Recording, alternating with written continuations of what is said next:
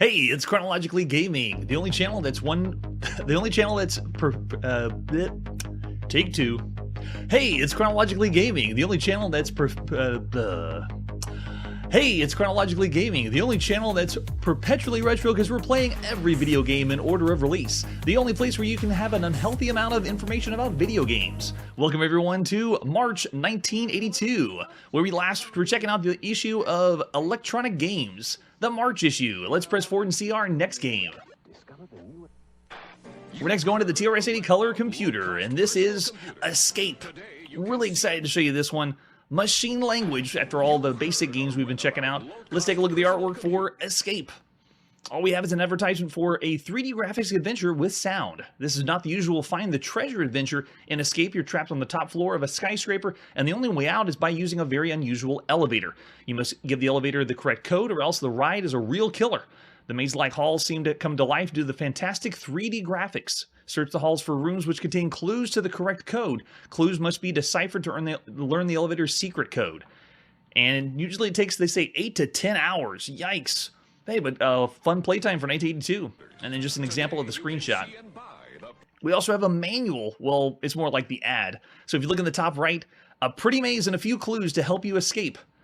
For those of you old enough to remember Fibber McGee and Molly, as Molly used to say, Tiny's and McGee, it isn't. But to help, there are some clues which are thrown to you by a seer, a poet, and a bunch of other people and creatures that inhabit rooms at the top of the building. The only way down is by an elevator ride, but the elevator has a habit of going a mite too fast unless you know the 5-digit code. How do you get the code? From the inhabitants of the rooms, of course. You reach the rooms by traveling through a blue and red maze, use the arrow keys to look for doors, enter them at your own risk. Some will provide clues, others, well, we suppose Escape will be classified as an adventure of the graphic variety. It's fun to play, although don't think you can solve it quickly or easily. Uh-oh. If it's already that difficult, then we're in trouble. I believe I did, yeah. We'll check it out when we see the dragon released later this year. Right? I don't know if it's really influenced by the Towering Inferno, but you know it was big. All right, here we go. It is something in March 1982, and we got Escape for the TRS-80 Color Computer. Yes. Loading it up in machine language. Here we go. This one is worlds different compared to the other Coco games we played recently. Majority of them were basic. So here we go. Welcome to Microdeal's Escape by Kenneth Kalish. Way to go, Kenneth. Or Ken. You are stranded on a rather strange building. The elevator will take you to the first floor to escape, but first you need the correct key. Alright, so check this out. It is a first-person maze game. Look at how fast this sucker moves.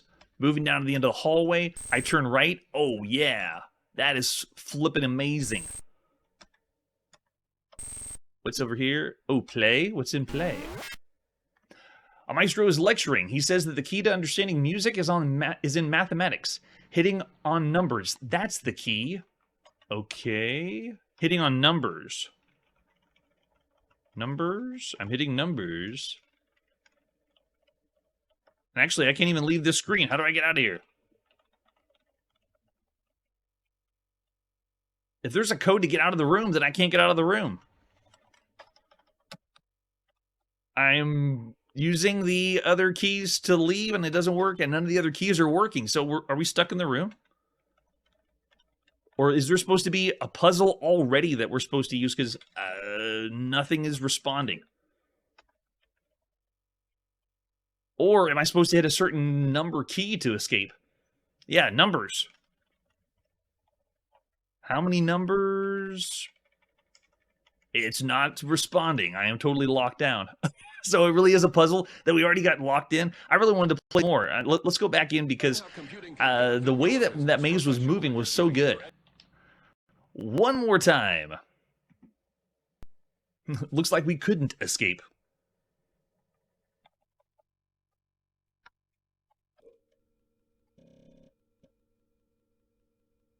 We'll try to load through quickly here. I don't know if I want to go in the rooms now.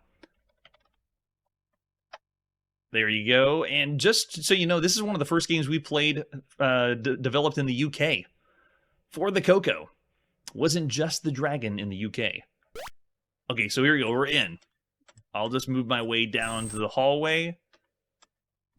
Oh, and it is about the same maze as it was before.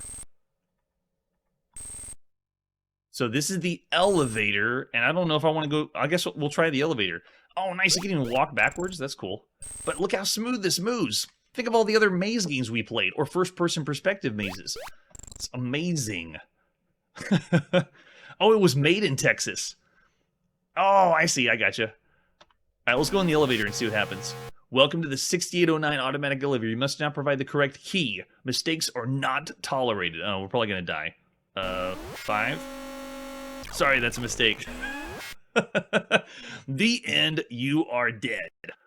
Well, it is obviously taking tropes from the graphic adventure game, making it very cryptic, very difficult. So I'd say of all the games we've seen up to this point, it plays so well. I can't make it a bad game. It's actually impressive that it's doing that, but it's very, very difficult. Yes, it reminds me of the adventure games that are just brutally hard. We'll say 2.5 stars. Because I want to be able to play more from that maze perspective. It works really well. But man, difficult as hell. Alright, let's press forward and see our next game. We're next taking away the color, and this is the TRS-80. And we're playing Eureka. Let's take a look at Eureka, starting with the box. This is by Softsmith Software. 1982 Software Guild. Model 1 or Model 3 cassette. Flip it over in the back. As you overturn a worthless chunk of granite, you notice a faint shimmer in the dust. Could it be? You quickly pick up the mineral and examine it closely in the light. It's a diamond, all right, but not a bad size. Just waiting to be cashed in, cut, and mounted on some highborn blue blood with an inflated bank account. Should you risk remaining in the mine looking for more stones or return quickly to the surface with your find? Eureka is a fascinating game of diamond mining. As a prospector, you search high and low for the glimmer of elusive gemstones. Good hunting. Any other artwork we have for Eureka? Nope, just a screenshot. Oh, that looks really familiar. All right, let's pop in and play some Eureka. Released at some point in March 1982 by Softsmith Software. By the Program Guild. I didn't see an actual developer on the front, at least shown from the beginning there. What skill level do you want to play? Let's play Beginner. So hit number 1 and then enter. Oh, I can't wait to check out the other maze game. Yeah, if it plays the same way in machine language, it's going to be great. All right, so this is a very, very similar game to something we played on the Commodore PET called Miner. If you want to check that out with the links down below, Miner looks exactly like this. There's the bank at the top of the screen, you're at the top right, and then everything on the ground is places you're going to be digging up. And you go down an elevator on the right side, and after you go down, then you decide how much you want to dig up and then come back to the bank and amass more and more. But you could run into water that kills you. There could be cave-ins. There's lots of randomness that can happen. At least that's what I remember from the Miner version. So I'm going to use the arrow keys. Yeah, there we go. Our little guy moves over to the elevator. We want to go down the elevator. D to go down. We didn't even have a manual. I'm just intuitive. It works. Hit enter to stop. Let's stop right there. And then we dig and we dig. And you see we got a little pickaxe. Uh-oh, hit a spring flood. Does that mean we're die? Did we die already? This is supposed to be the easy level. I think we already had died. Now, we lasted a lot longer on the Commodore PET, but I think it's all random. Is there any way to get around? Can I dig up, down? No. Left, right, anywhere. Oh, no. Man, quick deaths tonight. It's usually the trope for chronologically gaming. Welcome to 1982. Let's go in again. I really did enjoy the one we played on the Commodore PET because it was the first digging game we'd ever seen, ever. Based on, obviously, a mainframe game. This one is too. But it's refreshing when you see other games that you think Dig Dug was the first digging game. Nope, they had more. Incredible. Let's see if we get better luck this time. We're still playing on the easy mode.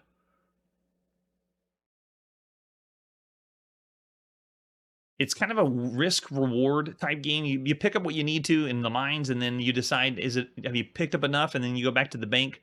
And I think every time you go back to the bank, does it save? Because otherwise, if you die, then that's it. All right, here we go. Let's go. We got 10,000 cash in the bank right now. Okay. All right, let's go down. And this time, let's not go so deep. Let's just go right here. So you can see I dig across. Whenever you played this on the PET, the symbol for your pickaxe was U, basically. All right, let's drill. Hit D. Okay, got nothing there. But you can see I'm spending money as I dig down in the mine. Every step I take. And this one is, oh, looks like a diamond. What is it? Yes. So now I can decide, do I go back? Okay, let's just keep going. Use that money to dig deeper. Deeper. And what's up on this one? Drill there. Drill it. D for drill and nothing. Okay. Solid granite, drill down. Nothing there. What about this one? Solid granite, drill again. And we're still spending money. We're getting further into the mine, though. Uh-oh, flood. And I think that's another death. They got me. So no Eureka. We got one diamond, I guess, in there. But for all the games we've seen up to this point, a digging game, I actually kind of enjoy it. So I'm going to say of all the games we played, it's around average. 3 stars, considering everything up to this point. Eureka's pretty cool. All right, so with that, let's press forward and see our next game. We're next going to the Atari home computer. This is Hot Lips. Oh, like going from the bottom and then work your way up? Yeah, I'm not sure. Good question. Let's check out Hot Lips. This one is just an advertisement flyer. This is by London Software. This includes Space Ace, Bumper Ball, which I don't think we've seen Space Ace or Bumper Ball, but there's Hot Lips on the right side. Cost $30 at the time. And a 2-player option, it says, with an example of the screenshot. So not too much artwork. Let's pop in and play some Hot Lips. It's by Greg Young and London Software at some point in March 1982. Never heard of Hot Lips. But the screenshots look very familiar. There you go. The lips look familiar, that's for sure. So let's go ahead and start it up. Push start on our Atari. And we're in. I'm the smiley face now at the bottom. I push the red button, though, and I just wink. It doesn't do anything. The red button doesn't do anything. So maybe it's just the controls like Pac-Man. And I'm just supposed to... Oh, I'm supposed to lure them into the... I got it. Cool. So you do not have anything to pick up? What's this over here?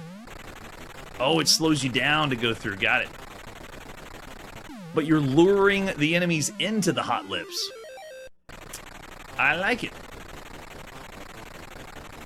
A different take on the maze game. And it looks like the less enemies that are on screen, the more likely they're gonna... Or the faster they're gonna go. Let me get someone to come in. There we go. Got one.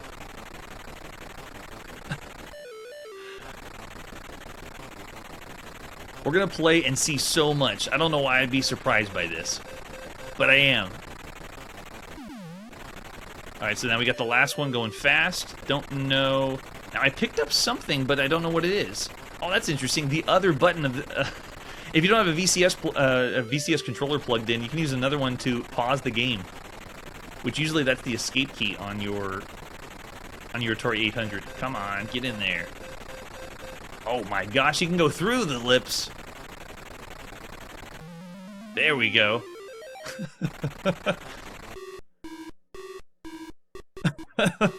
I'd be very surprised if it really was. We are going to see MASH soon. And MASH is still big. When was the last episode of MASH? Was it 83 when they did the last episode? There we go. And we got some other options. Let's check them out by pushing the select button. Let's see, this has... Okay, it's difficulty, it looks like.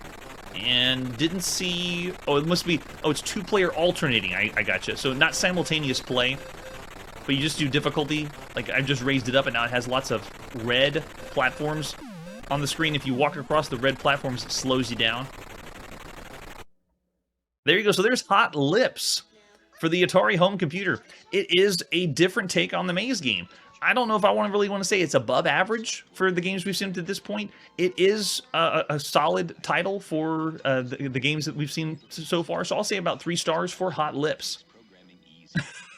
Oh yeah, like you needed to get the lips eaten in a fast amount of time. Yeah, that'd be nice. If only we could go back in time and tell them to add that mechanic. So there you go, perfectly average for 1982. And let's press forward and see our next game. Alright, another throwback, a game that was almost missed. This is Kaitei Takara Sagashi, or Shark Treasure. depending on what you're playing. And we're going to be in Japan, though. This one originally came out in 1980 and almost forgot about it. Thanks so much, Chiptune, for pointing that one out. Let's take a look at the artwork for Shark Treasure, as it was known in North America. Can you safely return to your ship with the pirate's treasure, which is hidden deep in the sea where the sharks thrive? So just imagine it is 1980, and we went back in time to play. And there's the Japanese artwork for Kaitei Takara Sagashi, when it was published by Namco. That's right, Namco. Controls look like we're just doing left, right, and stop, so it only has a two-way joystick on the arcade cabinet. Interesting. Oh, I think originally developed by Taito, but published by Namco. So here we go. This is, oh yeah, it's developed by KK Toki and published by Namco. All right, here we go. So you can see this one, I don't know for sure if that's another name, the KK Toki original game, but I just know Namco published it. And at this point, it was 1980. This was the same year they had Puckman out. All right, let's put a coin in. And push and start. Now I can move the boat left and right. As soon as I decide to drop, I'm going to push the button, and I don't have any control over the character after I push. So ready, go. And then now I can just move left and right, because it's only a two-way joystick, so it's about the timing to drop yourself to the bottom. Can we do it? Go, go, go. And you can just use, you can see harpoons to go left and right. And then once you get to the bottom, you walk left and right, decide to pick up treasure here. What do we get? 200 points. And then we make our way back up. Same thing. I don't have any control over the speed.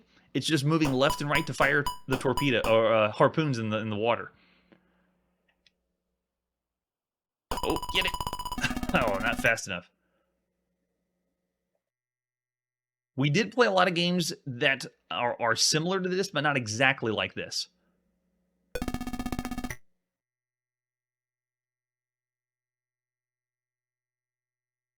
Wow, really? What year is that one coming out? Oh, I can't fire these harpoons very fast. Gosh, that's really difficult. Almost a little bit of luck to the game. Let's go again. We got enough yen. Here we go. I didn't know it existed either until it was brought to my attention. This was lumped in with another game called In the Hunt, which it just sounds very similar to the Japanese version of In the Hunt is a game that was made by the same developers as Metal Slug. So it's a much later release, 90s, whenever In the Hunt came out. But In the Hunt in Japan has a really similar title to this, and so it got meshed together as the same game. So it was hiding, and I didn't know it was coming out. This original one was in 1980. All right, let's see if we can do it. Go, go, go. Gosh. If you can get down to the bottom. So you decide, yeah, that was my fault. You can decide whenever you want to drop out, but once you drop, you're committed. You can only shoot left and right. Okay, so we'll be seeing it soon. All right, let's put a coin in, push start. Nope, again, my fault. Didn't know the fast fish was coming by. And let's try it again. Go there. All right, let's see how. So you can see the harpoon doesn't show up in my hands. It takes a while for it to show up. Oh no, and that one was death? That's one of the options? There's no treasure, it's just you die? Oh man, it's just raking up the randomness of the game. All right, we'll go to the far left now. Just walking across. Yeah, how come the ship is not helping us? Oh my gosh, I can't believe I made it. So there you go. In Japan, that's Kaitei Takara Sagashi. Now, of all the games we've seen up to this point, if it was 1980, this feels a lot more like a carnival game or a game you would have played at an old school arcade. Very, very random and probably run by carnies, so they're going to take your money.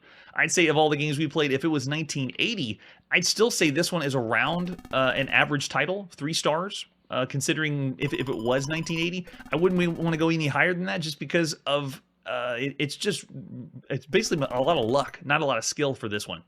So I'll do 3 stars for Shark Treasure. And we'll adjust the dates later. Just now we're going back to 1982. Our next game is in the arcade, and this is Mission X. Let's check out Mission X. This one is by Data East. Let's take a look at the artwork for Mission X with the advertisement flyer, another Deco cassette system. Conventional or cassette. The one we'll be playing is the Deco cassette. Fly into danger and suspense. You saw the prototype in Chicago. Superb player appeal, realistic graphics. We did? There's a prototype in Chicago? Yeah, oh yeah, this one is big. Really big. And there's a terrible picture of the arcade cabinet, but there it is, the Deco cassette system itself. Just swap out the cassette right there. Our control panel for every single Deco cassette system, and the arcade marquee. Nice. Yeah, here we go. It's time to go to Japan and play some Deco. Mission X, at some point in March 1982 by Data East. And as usual, you boot up a Deco cassette system. We're not waiting that long. We're speeding this thing up really, really fast. This one is a very big title because one of the biggest releases this year is going to be Xevious, that we'll see right at the end of 1982. And Mission X I didn't know existed before the Xevious game, because this one is the same idea. You're just going to scroll vertically on the top of the screen and shoot, not necessarily the same mechanics, but still really cool that we have a scrolling game that looks like this. So here you go, Mission X. Check out the attract mode. Oh yeah, fast scrolling raster graphics. And on the Deco. Can you imagine if you just had to swap out a cassette and you already were playing on one of the other releases? Like Treasure Hunter, and you're just like, oh yeah, this game is terrible. Now you can play this on the same system and just pay the amount of money for the cassette. It's pretty nice. All right, let's put a coin in and play some Mission X. Mission X success vital. Stress low, flying bomb. Run for top results. I don't even know what that means. Okay, so we're in. I'm on the plane at the bottom of the screen. Oh, look at this. I can move up and down. That's amazing. So I have the ability to go up, almost like Zaxxon, using the 3D perspective. Not from the isometric view, but this view allows you to go up and down, and then you just are firing bombs. I do not have any other shot, so it's only dropping the bombs down. Looks like 2 bombs at a time, but fast-paced. And this is another big game changer of seeing this. The only thing I could compare it to is we saw a few scrolling shooters for home computers. This is the first time in the arcades we've seen something using like classic graphics. And then, oh, we gotta land, touch the runway. I think I missed it. So there's even a landing mode.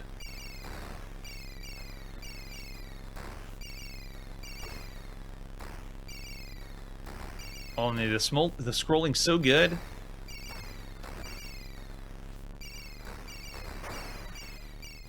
You have to move at different levels to attack different people. I realized I was trying to do bombs higher up, and it wasn't working. Gosh, yeah, it's so fast. The speed reminds me of Phantoms 5 that we played, I think, in the 70s. If you want to check that one in the links down below. Phantoms 5 went really quick. All right, get on the runway. Yes. And you get bonus points for landing on the runway. The easiest landing in a game. Oh, and it switched up. I'm not doing bombs anymore. Wait. Did I don't know what changed. How did I lose my shot? I was firing forward, and now I just have bombs again. Yeah, it's only one button for the system. I wonder if landing on the runway gave us the supplies for the shot.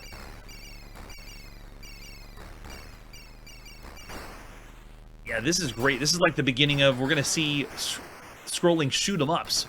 Let's scroll and shoot. There we go. I can shoot. What? Why did it leave again? Touch the runway. Got it. Oh, we're changing colors now. Nice. So whether you're shooting forward or bombing, it just, the game decides based on what enemies you're coming across. And even the enemies scale up and down. That's awesome.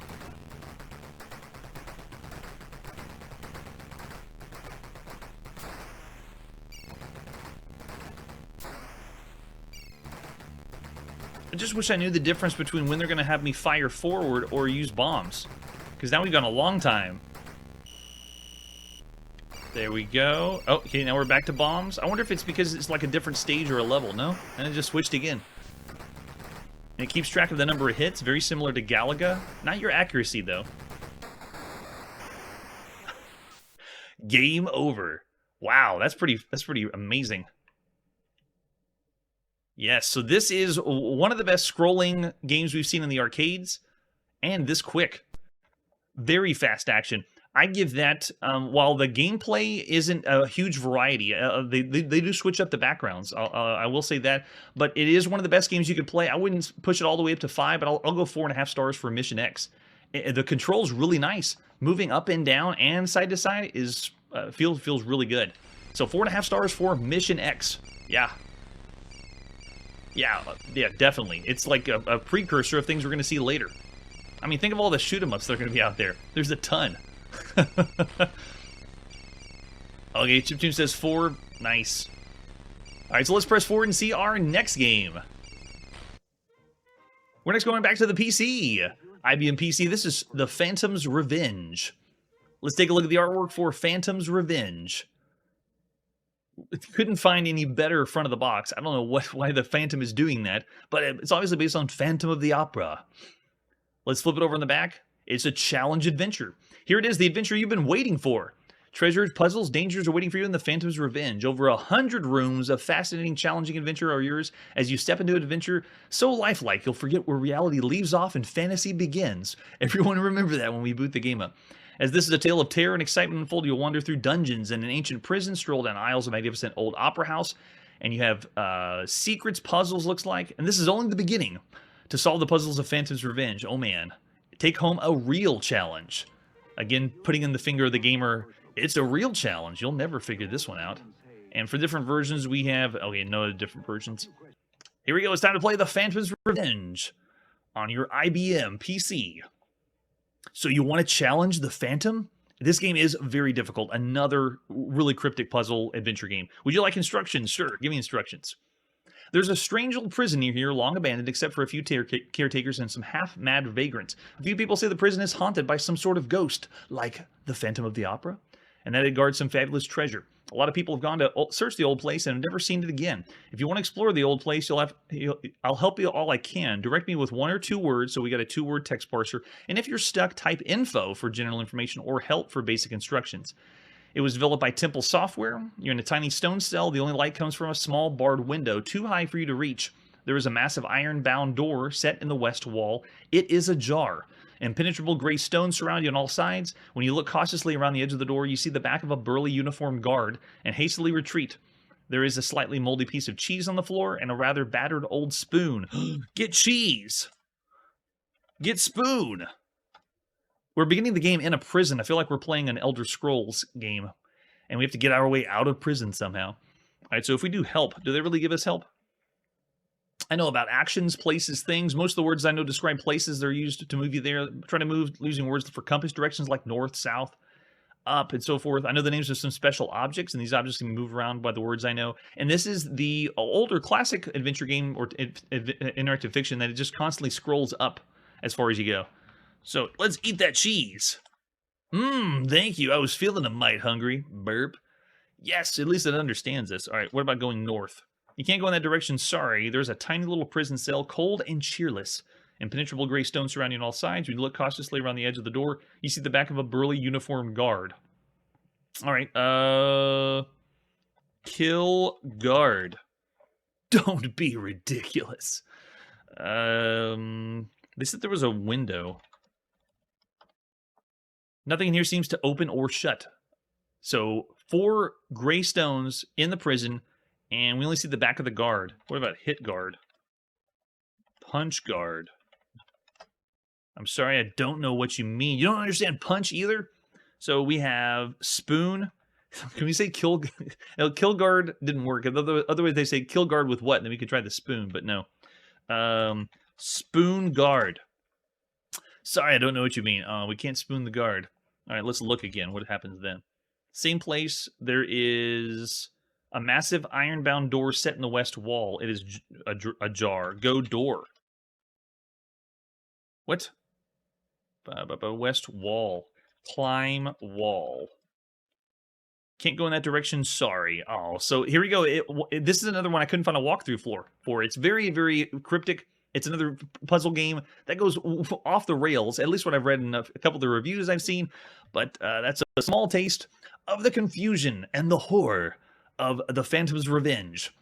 Of all the games we've seen up to this point, I'd say because of the way it's played still with the 2-word text parser, I'd go 2.5 stars, slightly below average.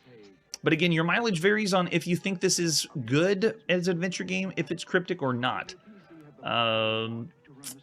Yeah, I can't make the call if it's bad or not after playing long enough, but I'll say 2.5 stars for now for The Phantom's Revenge. All right, thanks Chiptune for the help. And let's press forward and see our next game. We're next going to the Apple II, and this is Pursuit of the Graf Spee.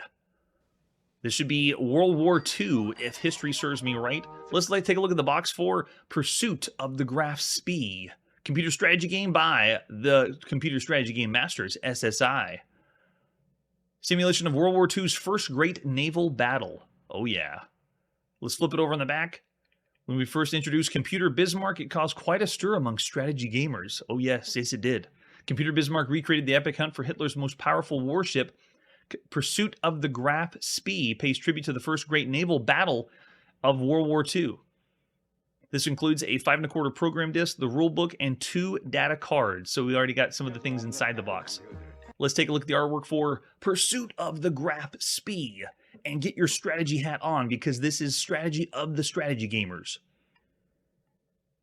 We also have the advertisement. We bring the future to the past. Yes, they do. SSI does. Pursuit of the Graf Spee is taking place, I think, in 1939. Command the deadly German pocket battleship to sink the enemy merchant vessels while eluding British and French warships, or direct the Allied fleet to locate and destroy Scourge of the shipping lanes. And then these are the 2 cards you got inside. This has all the details of the ships in the game, all their stats, because you're going to need that to play this. And then we also have the orders summary chart, so all the commands you can do in the game. Order ships, move single ships. All ships to enter patrol mode. Finishing this. This is obviously a turn-based strategy game. You can see movement commands, north, south, east. Oh my gosh, yeah, all over the place. Got to know them all. Very handy to have these when you had them.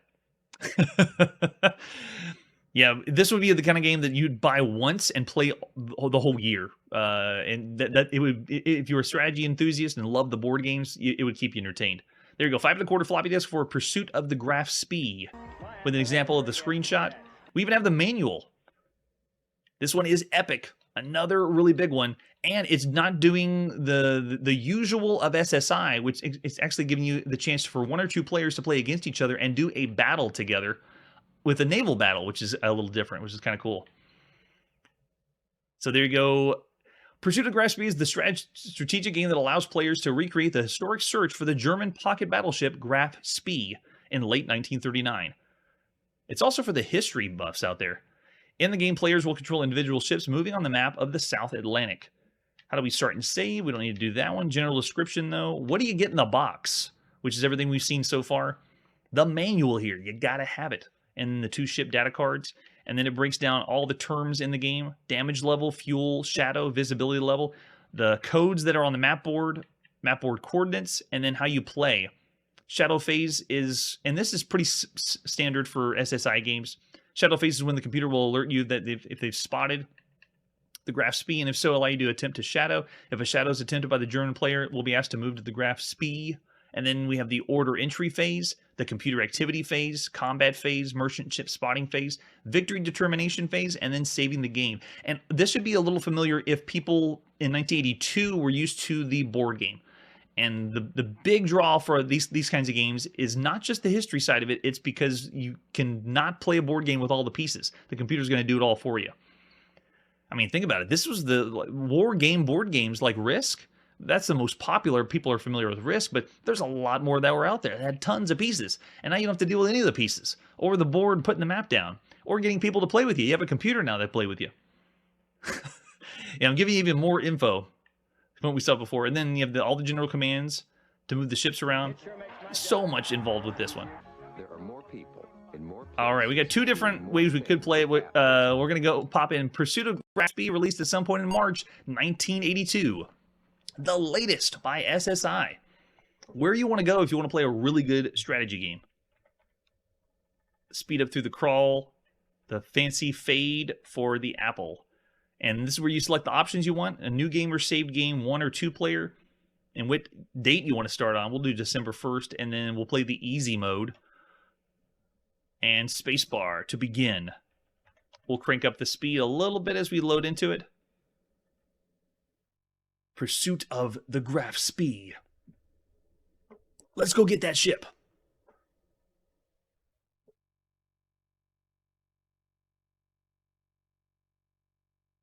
And now the load happens. Go get yourself several cups of coffee. That's it right there. Nice. And this is how the game begins. Every single unit you see on the screen is represented by a letter. You can control and program them around. Notice that it's not using a hex grid. It's actually even drawing, you see the shape of continents. And it's not, it's still tile-based, obviously, but it's not breaking it down like you're on a board game. This has the graphical view more like you're there. I mean, you got to think of it as 1982. All right, we're not going to be playing anymore because we could go very long time with Pursuit of Graf Spee. Playing an individual game, you can spend several hours, especially if you've never played before and you're not familiar with the commands. But I'd say of all the games we played to this point, it is around the average range for games in general that you could play on the computer. This one isn't better or worse than the other ones by SSI, but still a great title for 1982 if you wanted to play a strategy game. All right, after Pursuit of Graf Spee, let's see what else we're playing and where we're going. Next is the TRS-80 color computer, and this is Scepter of Kzirgla, or Zigla. I'm sure there's no one else that would be able to pronounce it correctly, unless you know the programmer, if he's still around. Let's take a look at the artwork for the Scepter of Kzirgla. It's the Rainbow Connection software presents advertisement done by yourself. Rainbow Connection. You got to ship this one in. Real-time graphics adventure, dungeons, wizards, treasure chests, hidden trapdoors, and more. If you enjoy challenge and complexity, these adventure games are for you, featuring real-time graphics with arcade sound for your color computer. That's a lot to boast. Looks like it costs $17 on cassette, $20 on disc, and the high-res sequel Conquest, which we may be seeing later, I guess, and an example of the screenshot. Yeah, we got it. The manual for Scepter of Kzirgla. The Color Computer Archive did not give me the pronunciation for Kzirgla, so I can just say it however I want. So same ad we saw before. Oh, you're walking down a dim, dank hallway. You can hear your footsteps echo off the rough stone walls and feel the rapid pulse of your chest. Okay, though, this is a lot of lore. I've already understand what this game is, so it's really funny seeing you like sink into the being a part of this role-playing game. But when you see the game, you realize, oh, you do need a lot of reading to really dive in. So this is playing it like it's a Dungeons and Dragons game. The lizardman attacks first with his mace, but the blow bounces off your breastplate and only does minor damage. You start exchanging blows, but it's so evident that you have it's soon evident you have the upper hand. And so you died again. That sounds like us. But fortunately, coming back to life again is as easy as pressing a key on your color computer. Of course, you've been playing the new game from Rainbow Connection Software, the Scepter of Kzirgla. In this simulation, you're in a world where electricity and atomic energy have never been dreamed of, and magic and strange creatures are a reality. So it's in a fantasy world. One night, a clever evil wizard crept into the castle and slew the king and his family and usurped the kingdom. He quickly found out, however, that the scepter would not obey him. He knew he would control the kingdom without its help, but in the wrong hands it could be used to overthrow him, so he placed it in the deepest of 13 levels of dungeons in an old ruined castle, filled the dungeon with all sorts of terrible creatures. And only you can get it back. How do we load the game? We'll breeze by that part. How do you play? In order to play the game, you'll have to have a few definitions under your belt, so let's take care of them now. What is strength? Your physical strength. What are your hit points? Hit points? What are those? It's like we never played a role-playing game before. And is there another section? Yeah, there is. Yeah, the list of... Wait, there is more. After hit points, then it says if the number goes to 0, you die. At the beginning of the game, you have to decide if you're going to be a warrior or a magician. Magician doesn't use weapons... some of the weapons, but requires more skill to wield, and conversely, the warrior can't use any things related to magic or limited to. Last thing you have to decide before you play is the skill level. First few times you play, I suggest skill level 1. When you get to the actual simulation, now I noticed that in 1982 they throw a lot of terms around. like the genre of game. We've heard simulation, we've heard adventure, we've heard role playing. They haven't really pinned down what is the game that you're about to play. Even the developers, whenever they make the game, they just know what they've seen and they want to make a game like that, but they really can't explain what it is or what you're about to play. This is not a simulation. I'm pretty sure it's not. The off-color blocks are either booby traps or treasure, so be careful, as the traps will lower your hit points or strength. You go down to the next room, and you must exit the current room by going through the doorway in the right-hand outer wall. Gotcha. And then we have a list of the monsters. No picture, because we're going to need it. The monsters are like 1 pixel. Well, a mass of pixels that look like 1 pixel. But we'll refer to this kind of like the other role-playing games we've seen in the 70s when there were as much graphics. And then we have the list of the commands. We'll use arrow keys to move around, A to attack, B to bribe, F to fly, inventory, and suicide.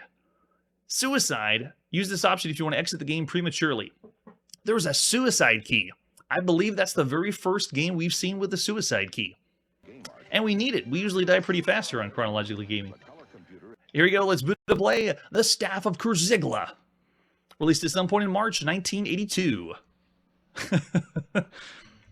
I'll just keep calling it Kzirgla until someone corrects me in comments. All right, here we go. Let's go. Scepter. Oh, I spelled it wrong. Scepter. Scepter. All right, here we go. The latest amazing role-playing game for your TRS-80 color computer, The Scepter of Kzirgla. We get an opening? Oh, that's pretty creepy. Cool.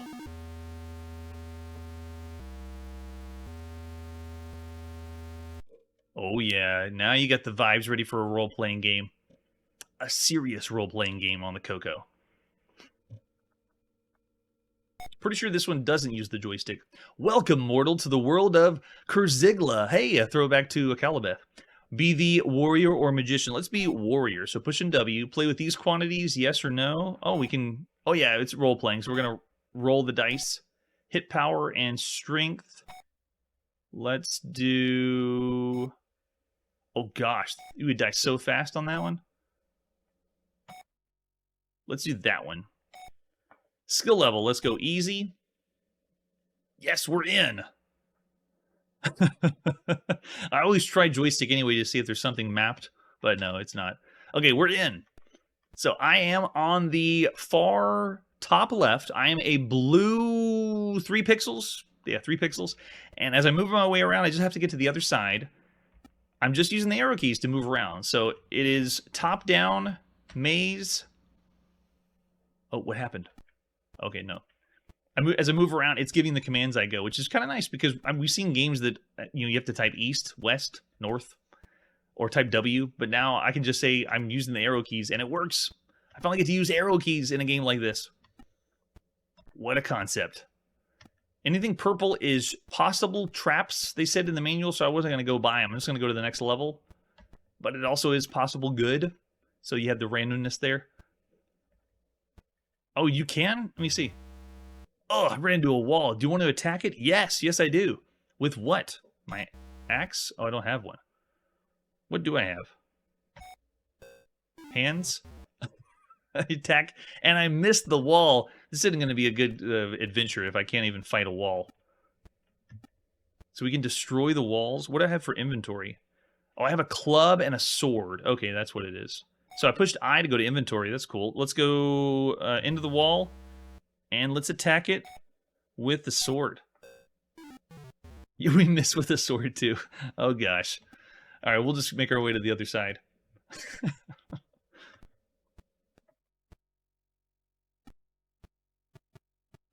Going down to level 2. They have a little slight footstep sound, which is kind of cool. All right, here we go. Next level, and I can see how we would have to destroy walls to get through. I'm not going to chance any of the purple, because you can go there and possibly get something good, like a treasure.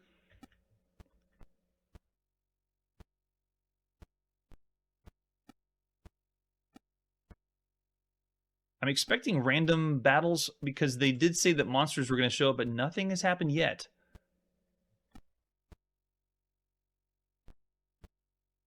Yes, that's why I'm avoiding purple. All right, let's see if we can destroy this rock in the bottom. I'll try it with a club this time. No treasure, still got all my strength. Oh, ran into a wall. Do I want to attack it? Yes, let's go club. And we still miss. I mean, we are really bad. All right, let's try it again. Go into the wall. Yes, attack the wall with sword.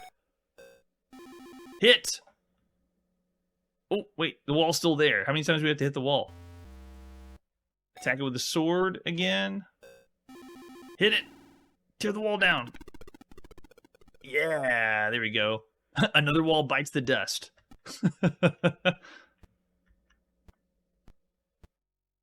Yeah, so far no monsters yet. I want to see what the attacking is like, or battles are like in this. Going down to level 3.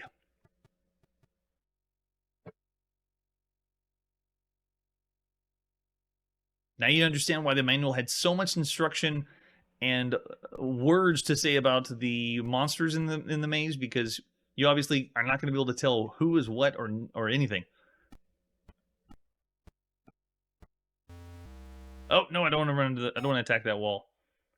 Yes, the sound of the fading footsteps, kind of like the beginning. Oh, a dwarf's attacking. That's obviously a dwarf. Is he going to chase after me? Let's see. Are you coming, dwarf? Alright, we got enough hit power. Let's go. Ran into a dwarf. You want to attack it? Yes, we do. Sword. Go. What? We don't have the sword? Did he steal it? Let's do club then. Yes, another dwarf bites the dust. Wait, did he not steal our sword? Where did it go? Oh, is the weapons break down? So I use the sword on the wall? I don't have a sword anymore? Oh my gosh. Oh no. The weapons degenerating this. I don't know if I can get through another wall now. But it looks like I can just sneak through this hole on this side. No, I don't want to attack any more walls. I might try later with a club.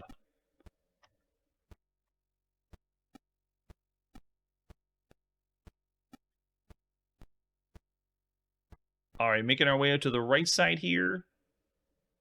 It also felt like the battles were still turn-based. The dwarf didn't come after me. I decide whenever I want to attack, and then they attack me after that. Oh yeah, it is. That's right. Yeah, the fading footsteps is a nice touch. All right, so here we go. Sub level 4. Hit power 57, strength 43.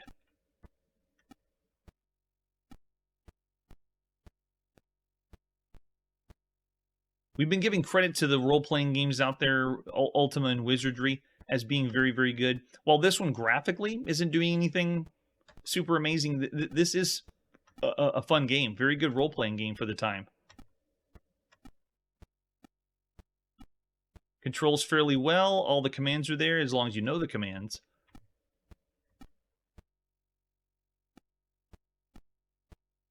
Yeah, I'm already thinking for this one, I'd go 3.5 stars, above average for the usual video game that you would play for a home computer. Lots of enjoyment, replayability. And it's a simple role-playing game, but it gets the job done and it's lots of fun.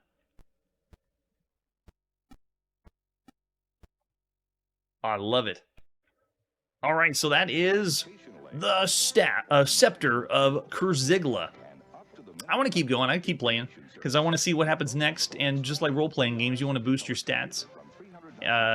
Destroying walls is another nice touch. And now I want to read the manual even more in depth to get even better understanding of it. So I'd say 3.5 stars for the Scepter of Kzirgla of all the games you could play to this point on a computer. All right, with that, let's press forward and see our next game. Oh, there he is. William Shatner's here. It's the Commodore VIC-20, and this is Senku. What is Senku? Well, we don't have a box for it. We have a couple screenshots. Let's pop it and play Senku by American Peripherals at some point in March 1982. This one's on cassette tape. Senku, everyone, is a mastermind variant. How many columns do we want? And you guess the number. It's not even guess the parts of a word. It's just number. Mastermind. That's Senku, and that's all we'll check out of Senku. Of all the games we've seen up to this point, I'm going to say it's around broken for the games you could play. Mastermind is yikes. 1 star for Senku. If you really had your heart pressed to play some Mastermind, then play Senku. And with that, let's press forward and see our next game. We're back on the TRS-80 color computer, and this is Space Raiders. So many Space Raiders games. And this is one of the first ones that we're going to check out. Let's take a look at the artwork. We have the advertisement for Space Raiders right there in the center. A classic high-res graphics game. As the alien raiders descend, you must eliminate them while avoiding your own destruction. This 2-player action arcade game uses either keyboard or joystick. By Mark Data. $25 for a Space Invaders game? No way. All right, let's pop into some Space Raiders on your TRS-80 Coco at some point in March 1982. I'm glad we got someone out there. As far as all the other games you could play, though, it's kind of bottom of the barrel. Load it up. Machine language again. Nice. Here we go. I was actually expecting the other Space Raiders we're going to check out, but we'll see what this one's like. No way. Can everybody hear that? It was very, very quiet, slightly muted, but that was Star Wars. They just did the Star Wars theme to open up Space Raiders. All right, let's see. Does joystick work? It does. Oh, we can select joystick. Okay, let's do rookie. Wow, that's pretty fancy. The joystick was controlling the menu in the beginning.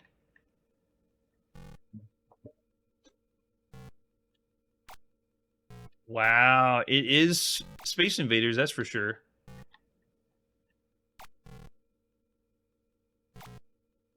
And it feels like I should have it more of a it feels like I should be drifting using the joystick, but I'm not. Oh, but we're experiencing slowdown. I wonder if I'm on the wrong system or need to beef it up with some RAM. It is. It feels like it's in slow motion. L. Curtis B, is this originally how it ran? Or is it because I'm need to add some RAM to my system? Everything else has been running fairly well.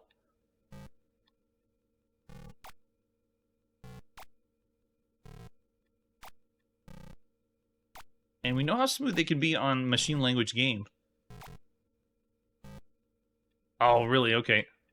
Or maybe it feels like we're playing the actual Space Invaders. It starts slower when there's more aliens on the screen, and then it speeds up as we kill more of them. It's authentic arcade experience from 1978.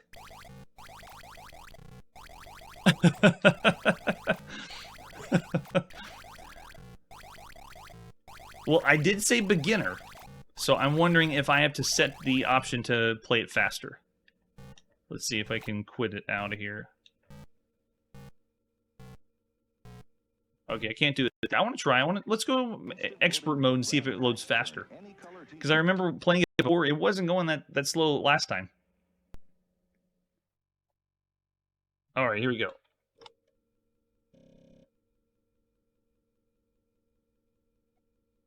Oh, there we are. All right, let's see what you got, Space Raiders.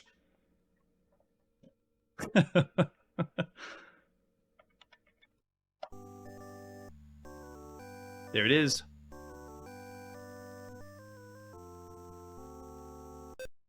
By Brian Bruder. Way to go, Brian. All right, we're going master level.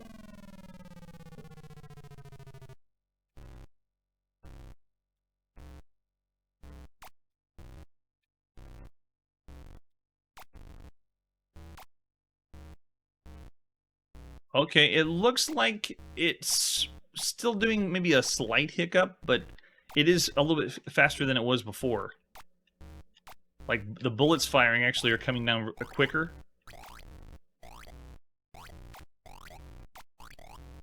Yeah. Yeah, ouch! Oh, that was cheap. So, for Space variants, or Space Invaders variants we've played, we've played better ones. I'd go subpar for all the games we played up to this point. 2.5 stars for Space Raiders on the Coco. So there's better space games we could be playing out there. And also, how bad do you want to play a Space Invaders game also? You know what, let's do 2 stars. 2 stars for Space Raiders. I'll say, considering the other titles that are out there and other Space Invaders variants, this one is not the best or super good one of all of them. Yeah, I missed the saucer. Darn. Alright, so that's where we put our video game playing on pause. If you went back to 1982, how would you vote and rate all these games? Are some of them broken to your opinion? Are they bad in your opinion? Are they average? Are they really good, or are they one of the best games you could have played in 1982? Let me know, and that's it for today. And like I always say, you only need one button to play a really good video game. Hey everybody, thanks for checking out the channel and joining me on my quest to play every single video game in order of release. We'll be streaming live every weekday at 9 p.m. Central, so join us and let us know if we missed any games along the way. This video would not be possible without Launchbox, RetroArch, and MAME. Tell all your friends there's some crazy guy named Chronologically Gaming trying to play every single video game. We have links down below that'll send you to places like our Discord and Patreon, and one that says all the video games we've ever played. If you go there, it's a list of everything, and you can click right to the game you want to see. Chronologically Gaming is the name to look for. We are perpetually retro, and we will catch you next time.